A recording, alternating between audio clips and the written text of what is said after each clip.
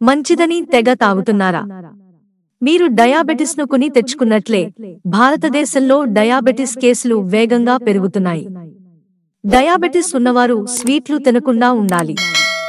ఇటీవల పండ్ల రసం తీసుకోవడం వల్ల మధుమేహం వస్తుందా అనే దానిపై జరిగిన ఒక పరిశోధనలో షాకింగ్ విషయాలు వెల్లడయ్యాయి. సోడా, ఎనర్జీ డ్రింక్స్ మిమ్మల్ని డయాబెటిస్ బాధితుడిగా మారుస్తాయని ఇటీవల ప్రచురించబడిన ఒక అధ్యయనం పేర్కొంది. పండ్ల రసం తాగడం వల్ల కూడా టైప్ 2 డయాబెటిస్ వచ్చే ప్రమాదం పెరుగుతుంది. ఈ పరిశోధనను బ్రిఘమ్ యంగ్ విశ్వవిద్యాలయం BYU పరిశోధకులు చేశారు. ఇందులో వివిధ ఖండాల నుండి 5 లక్షలకు పైగా ప్రజల డేటాను విశ్లేషించారు.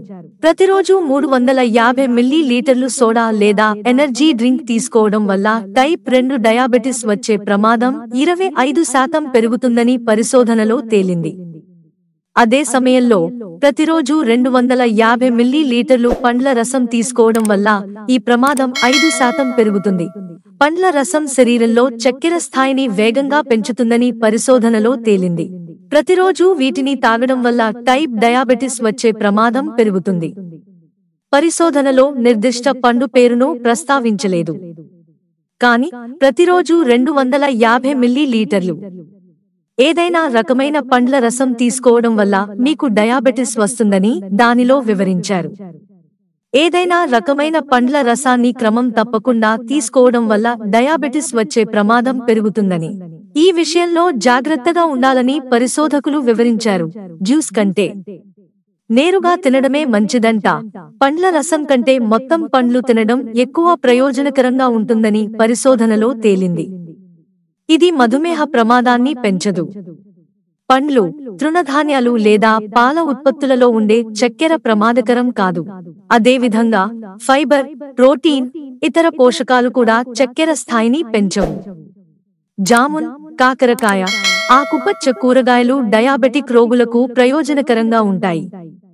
కానీ జ్యూస్లు, ఏ రకమైన ఎనర్జీ డ్రింక్స్ అయినా మిమ్మల్ని సులభంగా డయాబెటిస్ బాధితుడిని చేస్తాయని చెబుతున్నారు. అటువంటి పరిస్థితిలో వాటిని తీసుకోకుండా ఉండటమే బెటర్ అని సూచిస్తున్నారు. భవిష్యత్తులో పండ్ల రసాలు, సోడా పానీయాల వల్ల మధుమేహం ఉన్నవారికి మరింత ప్రమాదం, లేనివారికి మధుమేహం వచ్చే ప్రమాదం కొంచెం ఉందని పరిశోధనలు చెబుతున్నాయి. అటువంటి పరిస్థితిలో డయాబెటిస్ లేనివారు ఒక రోజులో ఎంత పండ్ల రసాలైనా తాగవచ్చని అనుకోకూడదు. ఈ విషయంలో జాగ్రత్తగా ఉండటం మంచిది. మధుమేహాన్ని ఎలా నియంత్రించాలి? రోజు కనీసం అరగంట వ్యాయామం చేయండి.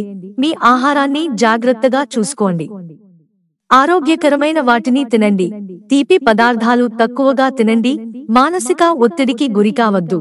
మిత్రులారా, ఛానల్ సబ్స్క్రైబ్ చేసుకోవడం మర్చిపోకండి. ధన్యవాదాలు.